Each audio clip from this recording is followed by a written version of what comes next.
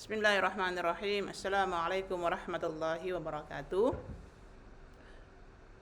Anak-anakku mahasiswa yang mengikuti mata kuliah advokasi dan penyuluhan hukum, Ibu akan memberikan materi tentang surat gugatan sebagaimana kesepakatan awal kita pada pertemuan sebelumnya pada saat landing kontrak bahwa mahasiswa membutuhkan materi tentang surat gugatan. Baik. Jadi apa yang dimaksud dengan surat gugatan? Jadi surat gugatan itu ialah surat yang diajukan oleh penggugat kepada ketua pengadilan yang berwenang yang memuat tuntutan hak yang di dalamnya mengandung suatu sengketa, ya, dan sekaligus merupakan dasar landasan pemeriksaan perkara dan pembuktian kebenaran suatu hak.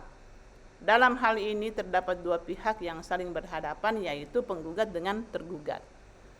Jadi perlu dipahami anak-anakku sekalian bahwa dalam gugatan itu ada mengandung unsur sengketa, ya, sengketa. Jadi ada penggugat, ada tergugat. Nah, kemana gugatan itu diajukan, ke ketua pengadilan mana? Jadi sesuai dengan tingkatan peradilan yang kita tuju. Apakah misalnya pengadilan agama, apa pengadilan negeri, tata usaha negara, atau militer. Ya, kalau misalnya pada tingkat banding, ya tentunya pengadilan tinggi agama dan selanjutnya. Ya, jadi gugatan itu adalah dia mengandung unsur sengketa. Ada sengketa di dalamnya, ada yang menjadi objek yang disengketakan dari pihak penggugat dan dari pihak tergugat. Nah, apa bedanya dengan permohonan? Ya, jadi apa bedanya gugatan dengan permohonan?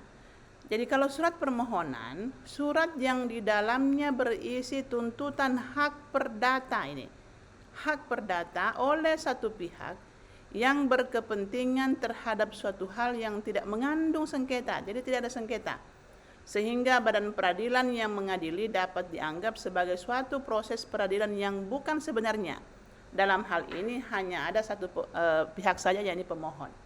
Contoh, dalam permohonan dispensasi nikah misalnya, karena kan diatur dalam Undang-Undang Pengadilan Agama bahwa jika salah satu pihak, misalnya dari calon mempelai laki-laki atau mempelai perempuan itu tidak memenuhi syarat sesuai dengan ketentuan undang-undang, yakni 19 tahun, maka harus ada penetapan, ya, jadi penetapan dari pengadilan agama atau dari pengadilan dalam bentuk dispensasi nikah. Nah, oleh karena itu, yang bersangkutan misalnya yang perempuan, calon mempelai perempuan itu belum genap 19 tahun, dia mengajukan permohonan kepada pengadilan agama bagi mereka yang beragama Islam. Ya. Jadi hanya menuntut tuntutan hak perdata sebagaimana yang diamanatkan dalam Undang-Undang Pengadilan Agama.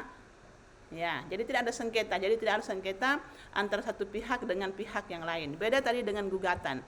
Ya, jadi kalau gugatan misalnya kita mau cerai, atau misalnya istri mengajukan gugatan kepada suami untuk cerai, maka dia menulis surat gugatan itu di mana ada di situ identitas, ada posita yang menjadi dasar ini untuk melakukan gugatan, dan juga ada petitum apa yang dituntut oleh pihak penggugat terhadap pihak tergugat. Tapi kalau dalam permohonan tidak. Jadi karena itu tidak ada sengketa. Jadi dalam gugatan, yang pertama ada penggugat, ada tergugat, kemudian ada sengketa, dan hasil daripada gugatan itu adalah sebuah putusan. Kalau dalam permohonan itu hanya ada satu pihak saja, yakni pihak pemohon, kemudian yang kedua tidak ada sengketa, dan hasilnya adalah penetapan. Jadi kalau gugatan itu hasilnya adalah putusan, sementara permohonan itu adalah hasilnya adalah penetapan. Oke? Ya, tuh. Nah, bentuk gugatan. Gugatan itu bisa dilakukan secara lisan. Dia diatur dalam pasal 120 HIR. Bila mana penggugat buta huruf, maka surat gugatannya dapat dimasukkan dengan lisan kepada Ketua Pengadilan Negeri yang mencatat gugatan itu atau menyuruh mencatatnya. Mengajukan gugatan dengan lisan kepada Ketua Pengadilan, mencatat gugatan lisan formulasi dalam bentuk tulisan. Ya, itu bagi mereka yang buta huruf, yang tidak bisa membaca dan lain sebagainya. Nah, syarat gugatan lisan itu, syarat formilnya gugatan lisan, penggugat tidak bisa membaca dan menulis. Dalam pasal 120 HIR hanya disebut buta aksara. Tidak termasuk buta hukum, kurang memahami hukum, tidak mampu secara finansial, tidak. Karena memang dalam undang-undang kita mengatakan bahwa semua orang itu dianggap tahu tentang hukum. Ya, persoalan nantinya tidak mampu untuk beracara di pengadilan, makanya memakai jasa advokat untuk mendampinginya atau mewakili yang bersangkutan beracara di pengadilan. Yang kedua, cara pengajuan gugatan lisan. Diajukan dengan lisan, ya, atau disampaikan langsung kepada ketua pengadilan, menjelaskan dan menerangkan isi dan maksud gugatan. Yaitu untuk gugatan lisan. Nah, yang ketiga, fungsi ketua pengadilan itu wajib memberi layanan, mencatat atau menyuruh catat gugatan yang disampaikan penggugat, merumuskan sebaik mungkin gugatan itu dalam bentuk tertulis sesuai dengan yang diterangkan penggugat. Tapi kalau mungkin sekarang ini jarang ya penggugat itu menyampaikan secara lisan. Nah, meskipun itu jarang dilakukan, tetapi HIR itu menganut jika ada yang mau mengajukan gugatan secara lisan. Nah, yang tertulis. Jadi dalam pasal 118 ayat 1 HIR, gugatan perdata harus dimasukkan ke pengadilan dengan surat permintaan yang ditandatangani oleh penggugat atau kuasanya. Yang berhak dan berwenang membuat dan mengajukan gugatan perdata adalah yang pertama, penggugat sendiri. Itu pada pasal 118 ayat 1 HIR, tidak ada keharusan dan kewajiban hukum bagi penggugat untuk menguasakan dalam pembuatan, penandatanganan serta pengajuan gugatan kepada seorang yang berpredikat advokat. Akan tetapi, hal ini tidak mengurangi haknya untuk menunjuk seseorang atau beberapa orang kuasa yang akan bertindak mengurus kepentingannya dalam pembuatan dan pengajuan gugatan. Ya, jadi HIR mengatur bahwa jika seseorang itu tidak mampu atau misalnya dia tidak dapat beracara di pengadilan, dia bisa memakai jasa advokat. Tapi HIR tidak mengatakan bahwa wajib seluruh atau setiap orang yang mau mengajukan gugatan itu wajib untuk memakai jasa advokat, tidak. Di situ dikatakan bahwa kalau yang bersangkutan membutuhkan jasa daripada advokat, ya silahkan memakai jasa advokat untuk mendampingi yang bersangkutan atau mewakili yang bersangkutan beracara di pengadilan. Itu ya.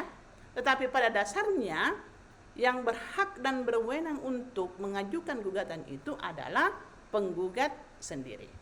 Itu. Yang kedua, kuasa ya. Jadi pada pasal 118 HIR itu, pasal 12 ayat 1 HIR, baik penggugat dan tergugat dapat dibantu atau diwakili oleh kuasa yang dikuasakan untuk melakukan tindakan di pengadilan. Dapat dibantu. Ya, bisa tidak. Kalau dia mau dibantu, kalau tidak mau dibantu ya berarti yang bersangkutan sendiri yang beracara. Nah, kuasa itu diberikan dengan surat kuasa khusus, special power of attorney, yang kemarin yang adik-adik sekalian sudah membuat contoh surat kuasa ya, supaya pembuatan dan penandatanganan serta pengajuan surat gugatan yang dilakukan kuasa sah dan tidak cacat hukum harus ditempuh prosedur. Sebelum membuat dan menandatangani surat gugatan, kuasa yang akan bertindak mewakili penggugat harus lebih dahulu diberi surat kuasa khusus ya. Berdasarkan surat kuasa, kuasa bertindak membuat, menandatangani dan mengajukan surat gugatan atas nama dan kepentingan penggugat atau pemberi kuasa. Itu sudah jelas itu adik-adik sekalian dicantumkan dalam surat gugatan kita. Ya.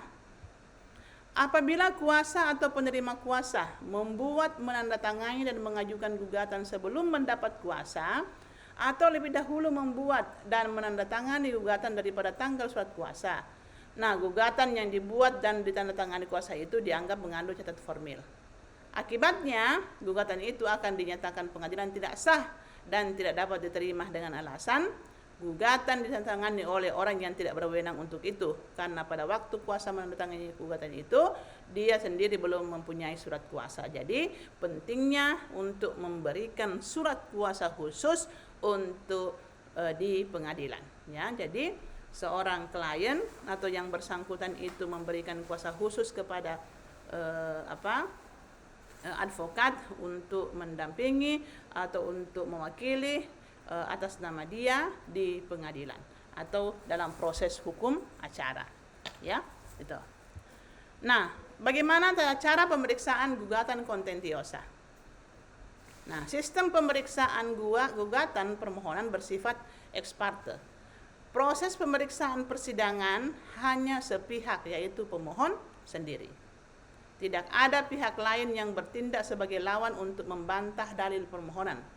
Tidak demikian halnya dengan gugatan kontensiosa.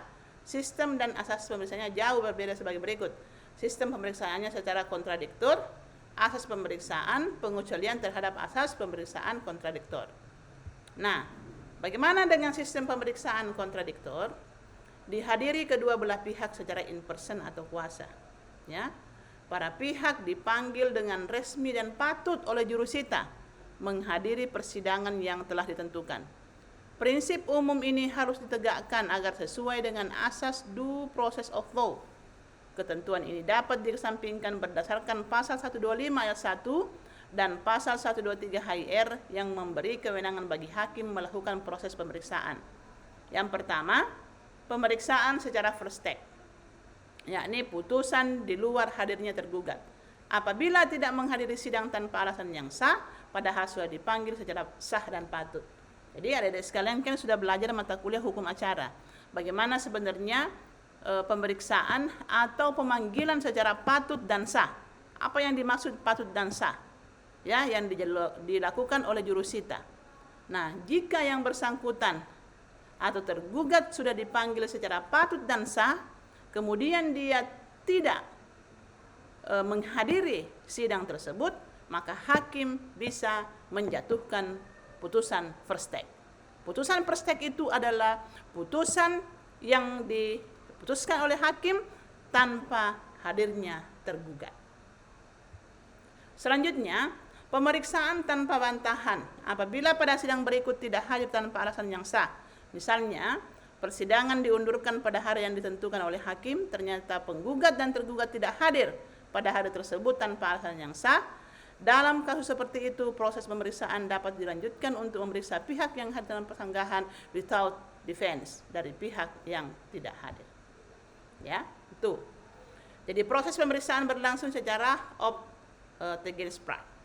Sistem inilah yang disebut dengan proses kontradiktor, memberi hak dan kesempatan kepada tergugat untuk membantah dalil penggugat. Sebaliknya, penggugat juga berhak untuk melawan bantahan tergugat. Proses inilah yang disebut dengan kontradiktor, yaitu pemeriksaan perkara berlangsung dengan proses sanggah menyanggah, baik dalam bentuk replik, duplik, maupun dalam bentuk konklusi. Nah, proses kontradiktor dapat dikesampingkan baik melalui first take atau tanpa bantahan.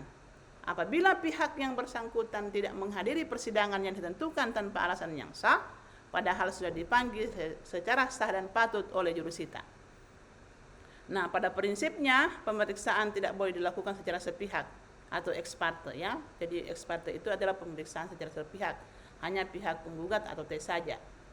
Sistem pemeriksaan secara kontradiktor harus ditegakkan dan berlangsung sejak permulaan sidang sampai putusan dijatuhkan, tanpa mengurangi kebolehan mengucapkan putusan tanpa hadirnya salah satu pihak. Ya. Nah, itulah adik-adik sekalian tentang masalah gugatan, ya. Jadi ibu berharap bahwa ini dipelajari, bahwa dalam sebenarnya ini sudah masuk pada materi hukum acara, tapi tidak mengapa ibu jelaskan kembali bahwa dalam gugatan itu ada beberapa hal yang penting untuk dilakukan dalam membuat surat gugatan, yakni kita menyampaikan identitas para pihak, kemudian kita menyampaikan posita, kemudian petitum. Ya. Saya lanjutkan. Asas pemeriksaan. Mempertahankan tata hukum perdata, hakim melaksanakan fungsi peradilan yang diberikan undang-undang, berperan dan bertugas menegakkan kebenaran dan keadilan, to enforce the truth and justice. Yang pertama, hakim mengacu, menetapkan ketentuan pasal dan peraturan perundang-undangan hukum material mana yang tepat diterapkan dalam menyelesaikan sengketa di antara para pihak.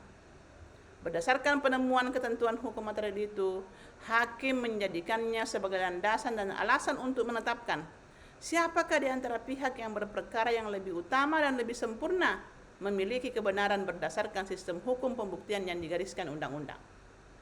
Yang selanjutnya, menyerahkan sepenuhnya kewajiban mengemukakan fakta dan kebenaran kepada para pihak. Dalam mencari dan menemukan kebenaran baik kebenaran formil maupun material, hakim terikat pada batasan, ya, menyerahkan sepenuhnya kepada kemampuan dan daya upaya para pihak yang berperkara untuk membuktikan kebenaran masing-masing. Hakim dalam mempertimbangkan putusan tidak boleh melampaui batas-batas fakta dan kebenaran yang dibuktikan oleh para pihak. Jadi memang Ibu sering menyampaikan bahwa kewenangan untuk memeriksa, mengadili, memutus perkara itu ada sama hakim. Para pihak hanya menyampaikan bukti-bukti atau fakta-fakta hukumnya saja. Ingat ya, itu. Jadi kalaupun nanti kalian menjadi seorang advokat, tugas kalian adalah semaksimal mungkin untuk membela klien dengan mendatangkan seluruh alat bukti yang ada dari klien adik-adik sekalian. Nah, untuk proses pemutusannya, pemeriksaan apakah saudara menang atau tidak, itu sepenuhnya diserahkan kepada hakim. Dengan hakim mempelajari bukti-bukti atau fakta-fakta hukum di persidangan. Ya. Kedua, inisiatif untuk menunjukkan fakta dan kebenaran berdasarkan pembuktian alat bukti yang dibenarkan undang-undang sepenuhnya berada di tangan para pihak. Ajaran pembebanan pembuktian dalam pasal 1865 KUH Perdata dan pasal 163 HIR. Sehubungan dengan itu, pihak yang berperkara mempunyai pilihan dan kebebasan menentukan sikap. Apakah dalil gugatan atau dalil bantahan akan dilawan atau tidak. Sekiranya pun tahu apa yang dilalirkan dalam gugatan adalah bohong atau dusta, pihak lawan bebas untuk membantah atau mengakuinya. Sejalan dengan itu, tidak ada kewajiban hukum bagi pihak yang berperkara untuk mengatakan dan menerangkan sesuatu hal atau peristiwa yang diperkirakan merugikan kedudukan dan kepentingannya. Hakim tidak dapat memaksa para pihak untuk melakukan dan menerangkan sesuatu. Namun apabila kepada salah satu pihak hakim membebankan pembuktian dan dalam hal itu dilaksanakan dan dipenuhi, kelalaian atau keingkaran itu dapat dijadikan dasar penilaian yang merugikan pihak yang bersangkutan. Jadi adik-adik sekalian, ketika nantinya kalian menjadi hakim atau kalian menjadi advokat, itu memiliki tugas dan tanggung jawab masing-masing. Silahkan laksanakan tugas itu dengan sebaik-baiknya. Sebagai hakim, periksa dengan baik kasus atau perkara yang saudara periksa, yang tangani. Begitupun sebagai seorang advokat, bahwa menjadi seorang advokat kalian adalah harus bersifat adil, harus melakukan menjunjung tinggi asas keadilan, menjunjung tinggi penegakan hukum, di mana harus berpegang pada kode etik advokat. Ya, gitu. Nah, yang terakhir adik-adikku sekalian, bahwa pengguguran gugatan diatur dalam pasal 124 HIR. Jika penggugat tidak datang menghadap pengadilan pada hari yang ditentukan itu, meskipun ia dipanggil dengan patut atau tidak pula menyuruh orang lain menghadap mewakilinya, maka surat gugatannya dianggap gugur dan P dihukum biaya perkara. Untuk besarnya biaya perkara itu nanti bisa disampaikan, ditanyakan di panitera. Akan tetapi penggugat berhak mengajukan gugatannya sekali lagi sesudah membayar lebih dahulu biaya perkara yang tersebut tadi. Adapun syarat pengguguran, P telah dipanggil secara patut, surat panggilan atau eksplot telah dilakukan secara resmi oleh jurusita sesuai dengan ketentuan undang-undang untuk hadir atau menghadap pada hari tanggal sidang yang ditentukan. Panggilan dilakukan dengan patut, yaitu antara dari hari panggilan dengan hari persidangan tidak kurang dari 3 hari. Jadi misalnya kalau mau sidang tanggal 10, ya maksimal tanggal 7 itu sudah harus melakukan panggilan. Ya. Yang kedua, penggugat tidak hadir tanpa alasan yang sah. Unreasonable default. Pengguguran dilakukan hakim secara ex officio. Pasal 124 HIR memberikan kewenangan secara ex officio kepada hakim untuk menggugurkan gugatan apabila terpenuhi syarat dan alasan itu. Jadi adik-adik sekalian, itulah materi kita untuk bagaimana surat gugatan, bagaimana dengan permohonan. Ya, sebagai tugas silahkan kalian membuat contoh surat gugatan. Ya, membuat contoh surat gugatan, itu banyak contoh surat gugatan, silahkan kalian buat dan dikumpul minggu depan. Ya, saya kira ini materi dari Ibu. Mohon maaf jika ada yang kurang berkenan dan saya akhiri. Wassalamualaikum warahmatullahi wabarakatuh.